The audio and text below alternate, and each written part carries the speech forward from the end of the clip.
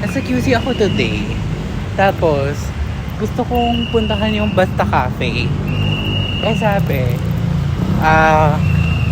13 minutes walk away siya kung saan kami naka-check-in. So, pupunta ako doon. Tapos, doon ko hintayin yung tuwa ko. Mag-coffee date kami doon.